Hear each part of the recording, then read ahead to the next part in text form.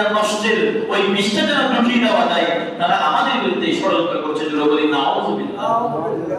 শুধু একটা না দুইটা নয়, আমাদের দেশে বড় বড় যে সমস্ত জায়গাগুলো রয়েছে যেখানে ইসলাম, যেখান থেকে মসজিদের ফতোয়া দেয়, ফতোয়া বিভাগ, সরকারি রাষ্ট্রীয় যে জায়গাগুলোতে ধর্মীয় বিষয়ে পালন করা হয়, ওই সমস্ত জায়গার মধ্যে ওনারা এখন কি করেছেন, অনেক লোক নিয়োগ দিয়েছেন। এখানে ওরা সেটিং হয়েছে ওই ইহুদি খ্রিস্টানদের যারা দুশো এসেট যারা বাস্তবায়ন করতে চাচ্ছে, আজকে ওরা বড় বড় কোটা টাকা দিয়ে বিভিন্ন ধরনের মানুষকে ধোঁকাবাজি দিয়ে, মানুষকে ধোঁকা দিয়ে সর্বনাম মুসলমানদের ঈমান আকীদাকে নষ্ট করার জন্য তারা বড় বড় মুসলিমের মধ্যে এখন স্থান দখল করে নিয়েছে টাকার মাধ্যমে। একটু জোরে বলুন না নাউযুবিল্লাহ। এখন ওরা এখানে বসে বসে মিডিয়াকে সামনে রেখে ওরা এখন বলতেছে, আপনি এখন ইউটিউবের সার্চ দিলে চলে আসছে, কি আছে জানেন, এখন বলতেছে সবাই বরাত পালন করা যাবে না, এটা সম্ভব হবে না, সবাই বরাত পালন করা যাবে না। এখন ওখানে বসে বসে বলতেছে তারাবি নামাজ 20 রাকাত পড়েছেন, সাহাবায়ে কেরাম ভুল করেছেন, আইমায়ে কেরাম ভুল করেছেন, ইমামগণ ভুল করেছেন, জোরে বলুন না নাউযুবিল্লাহ। কত বড় বড় ইমাম আমাদের ওনারা ভুল করেছেন, অথচ ওই রকম ইমাম ওনারা যখন প্রস্রাব করতেন, ওনাদের প্রস্রাব দিয়ে ওনাদের একটা প্রস্রাবের সমতুল্য, এখন যারা কথা বলতেছে ওনাদের প্রস্রাবের সমতুল্য হবে না। ওনারা আজকে বলতেছে মিডিয়ায় বসে বসে ওই সমস্ত ইমামগণ ভুলের মধ্যে ছিলেন, জোরে বলুন না নাউযুবিল্লাহ। দেখুন মানুষ কিভাবে ধোঁকা দিচ্ছে। এখন সেখান থেকে বলা হচ্ছে তাসবিহ পড়া যাবে না, তাসবিহ পড়া এটাও বেদাত, তাসবিহ তো আমরা জ্ঞান বলি, একটু জোরে বলুন না নাউযুবিল্লাহ। তাহলে আজকে সবচেয়ে বড় ফিতনা হচ্ছে, ফিতনার মূল কেন্দ্র হচ্ছে আহলে হাদিস নামক যাদের উদ্যোগ হয়েছে। আজকে সৌদি আরবে যেটা ইসলামের প্রাণকেন্দ্র, যেখান থেকে ইসলামের প্রসার প্রসার হয়েছে, যদিও সেটা এখন মসজিদের দখলে, আজ প্রায় 80 থেকে 90 বছর ওনাদের কয়েছে। সৌদি সরকার যিনি বর্তমান রয়েছেন, ওনারা 80 থেকে 90 বছর সেটাকে শাসন করছেন, ওনাদের কয়েতে নিয়েছেন, ওনাদের মতো ওনারা পরিচালনা করছেন। এরপরে ওনারা এত মাজারের বিরুদ্ধে, আউলিয়া ইকরামের বিরুদ্ধে ফতোয়া দিয়েছেন, কিন্তু ওনারা এখনো তাসবিহের বিরুদ্ধে ফতোয়া দেয় নাই। ওই সৌদি আরবের লক্ষ লক্ষ টন হাজার হাজার কোটি কোটি তাসবিহ বিক্রি হচ্ছে, কই কখনো তো কোনো মানুষ ওই তাসবিহের বিরুদ্ধে কোনো অভিযোগ করে নাই। কিছুদিন আগে দেখতে পেলাম ইউটিউবের মধ্যে একজন আহলে হাদিস নামক একজন বক্তা কেন বলতেছে একটু তাসবিহ নিয়েছে, তাসবিহকে নিয়ে এমন ভাবে সমস্ত মানুষের সামনে টান দিয়ে ছিঁড়ে বলতেছে এই তাসবিহ পড়া যাবে না, এটা সম্পূর্ণ বেদাত, কিন্তু বলুন না নাউযুবিল্লাহ। অথচ এই তাসবিহ বড় বড় উলামায়ে কেরাম, ফুকাহায়ে কেরাম কখনো এটার বিরুদ্ধে ফতোয়া দেয় নাই। আজকে ওনারা এসে ফতোয়া দিচ্ছেন তাসবিহ পড়া যাবে না, সলবরাত করা যাবে না, হালাল রুটির সাথে ইসলামের কোনো সম্পর্ক নাই। অথচ তাফসীর রুহুল বায়ান হাদিস আমার রাসূল বলেন, আমার নবী যখন হজে গেলেন, হজে যখন তাওয়াফ জিয়ারত করছেন, তাওয়াফ জিয়ারতের পূর্বে আমার রাসূল বলেন, আল্লাহর দরবারে দোয়া করেছেন, আল্লাহুম্মা আয় আল্লাহ আমাদেরকে শক্তিশালী করুন রুটি এবং কি দ্বারা, রুটি দ্বারা। আল্লাহ আমাদেরকে শক্তিশালী করুন, অর্থাৎ আল্লাহ আমাদের দেহে এমন শক্তি দিন যেটাকে আমরা যেন তাওয়াফ করতে পারি, তোমার খানে কাবার চতুর্দিকে প্রদক্ষিণ করতে পারি। আল্লাহ আমাদেরকে সেই তৌফিক দাও, আমাদেরকে সেই শক্তি দাও, কি দিয়ে, খুবজান রুটি দিয়ে। জোরে বলুন না সুবহানাল্লাহ।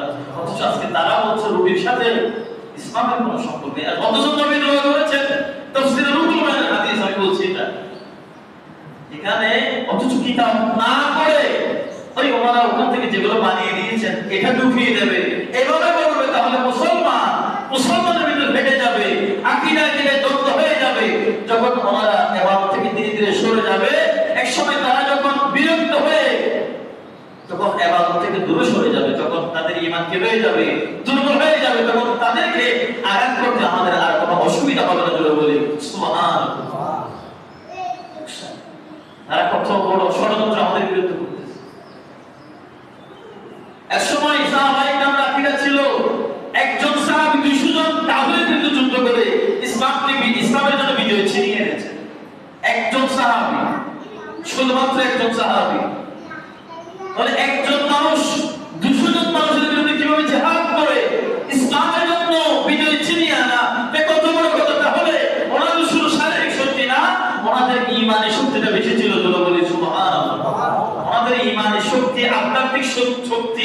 ওনাদের বেশি ছিল বিদায় আল্লাহ আমাদেরকে সাহায্য করেছেন, ওনাদের হাতের মধ্যে আল্লাহ বিজয় দান করেছেন, ওনাদের হাতকে আল্লাহ পাকাপোক্ত করেছেন, শক্ত করেছেন, ওনাদের ভিতরে আল্লাহ ওনাদের কলের প্রশান্তি দিয়েছেন, সাহায্য দিয়েছেন, কারণ আমাদের ঈমান ওই রকম ছিল, ওই লেভেলের ছিল, আমাদের মতো না। সুতরাং আমি আর সেদিকে যাচ্ছি না। ঈমানের তেজ, ঈমানের পাওয়ার যত বেশি হবে আল্লাহর দরবারে আপনার ইবাদত তত বেশি কবুল হবে। আজকে আমাদের ঈমানের পাওয়ার দেখেন না, আজকে জমাবারে আযান হয়েছে, এখন অনেক মুসলিম তাকিয়ে আছে কখন খুতবার আযান দিচ্ছে তখন গিয়ে মসজিদে পৌঁছাবে। একটু জোরে বলুন না আলহামদুলিল্লাহ। এটা হলো মুসলমান।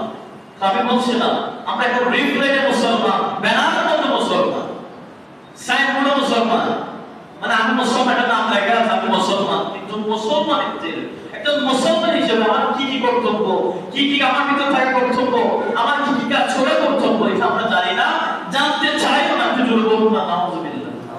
কোন মুসলমান, আমি এখানে আজ প্রায় 3 বছর প্লাস এখানে আছি, কখনো মুসলিমের প্রয়োজন ছাড়া কোন মুসলিম কখনো জানতে চায়নি হুজুর ফরজ কয়টা, হুজুর কিভাবে করতে হয়। আমি তো সারা জীবন ওযু করলাম, বৃদ্ধ হয়ে গেলাম, 70 বছর বয়স, 80 বছর বয়স, কই আমার ওযুটা ঠিকমতো হচ্ছে কিনা, আমার ওযুটা আমি করতেছি, নামাজটা করতেছি, নামাজের জন্য খুব শর্ত হলো ওযু, আমার ওযুটা ঠিকমতো হচ্ছে কিনা, কই আমি তো কখনো সেটা জানার জন্য ওই আগ্রহ আমি কখনো প্রকাশ করিনি। বলে আপনি কখন কি খেয়াল করেছেন, আপনি এখনো দুনিয়ার লোভে পড়ে গেছেন, দুনিয়াদারি করবেন, জায়গা সম্পত্তি জোড়াবেন, এটা নিয়ে সন্তানদেরকে সুন্দর করে বড় বানাবেন, সুন্দর করে থাকবেন, দামি জায়গায় দামি বিছানায় ঘুমাবেন। অথচ মুসলমান আজ থেকে 1000 বছর আগে ইতিহাস বলে দেখুন, মুসলমানেরা তলোয়ারের নিচে নিজের মস্তক ইসলামের জন্য ঝুঁকিয়ে দিয়েছে, ঈমানের জন্য তাদের গলা কেটে কাফেরদের তলোয়ারের নিচে দিয়েছে, এরপরেও ইসলাম তারা ছাড়ে নাই। জোরে বলে সুবহানাল্লাহ।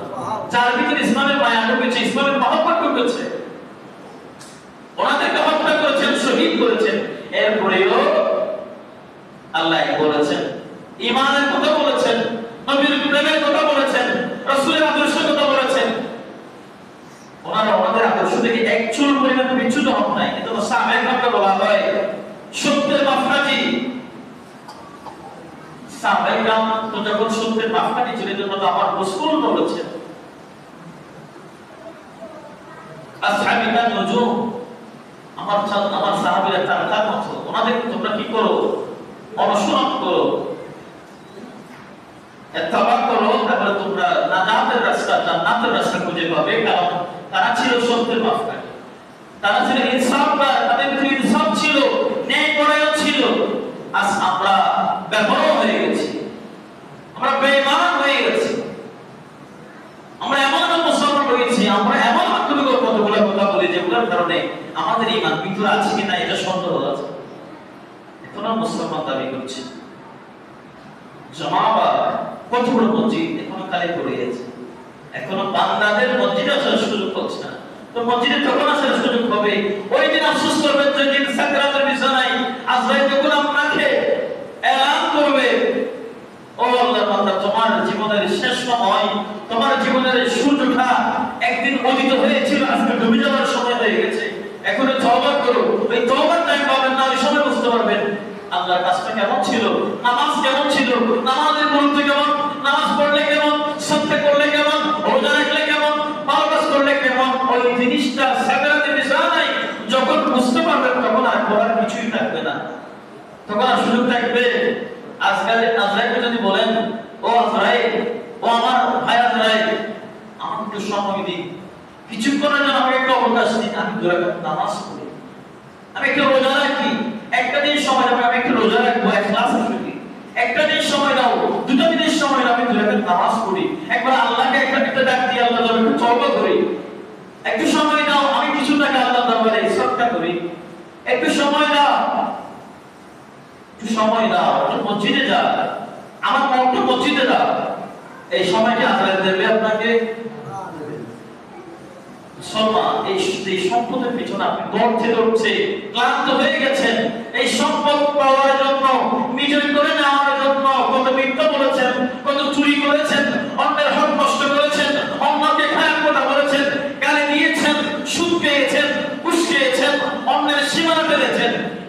কিছু আপনি করেছেন, মানুষ আপনাকে খারাপ জানছে, খারাপ বলছে, গালি দিচ্ছে, অন্যায় জুলুমবাজ বলছে, এরকম আপনাকে কত তুহমত দিচ্ছে, এই তুহমত দেওয়ার পরেও আপনি এক জায়গায় রয়ে গেলেন, হ্যাঁ এই সম্পদ আমারই চাই, এটা আমারই, যা হোক না কেন এটা আমার নামে করিয়ে নেব, আমার নামের পিছনে এই সম্পদ, এই জায়গা যেন আমার বলে, অমুকের জায়গা, অমুকের ধন, অমুকের সম্পদ, এটা বলো। যদি আমি চুরি করেছি, ডাকাতি করেছি, অন্যায়ভাবে নিয়েছি, চিনিয়ে নিয়েছি, জোর করে নিয়েছি, যেভাবে হোক না আপনি যে কষ্ট করেছেন ওই সম্পদটা আপনার করে নেওয়ার জন্য, আপনার বলে স্বীকৃতি দেওয়ার জন্য এত কষ্ট করেছেন, কিন্তু আপনি কি গ্যারান্টি দিয়ে বলতে পারবেন ওই সম্পদটা আপনি ভোগ করতে পারবেন? বলার সুযোগ আছে? আজকে নিয়েছেন, কাল আপনি যদি দুনিয়া থেকে চলে যান ওই সম্পত্তি আপনার কাজে আসবে। কিন্তু একটা জিনিস মনে রাখবেন, সেই সম্পদের জন্য আপনি এত কষ্ট স্বীকার করেছেন, মানুষকে কষ্ট দিয়েছেন, অন্যায় করেছেন, খারাপ কাজ করেছেন, চুরি করে নিয়েছেন, জুলুম করে নিয়েছেন, জোর করে নিয়েছেন, চুরি করেছেন, মানুষের সম্পদ নষ্ট করেছেন, টাকা চুরি করেছেন, যা যা করেছেন এগুলোর পিছনে আপনার একটা রিস্ক ছিল, ভয় ছিল, মানুষ দেখছে কিনা, কেউ কিছু বলছে কিনা, মানুষ আমাকে খারাপ বলছে কিনা, এগুলোর তুহমত থাকার পরেও আপনি ওটাকে অপেক্ষা করে এটা বাদ দিয়ে যে যাই বলুক না কেন আমি চাই এই টাকা আমার হোক, এই সম্পদ আমার হোক, এই বাড়ি আমার হোক, এই গাড়ি আমার হোক, আপনি চেয়েছেন যে যাই বলুক না কেন, মানুষ খারাপ বলে বলুক, আমার কিছু যায় আসে না।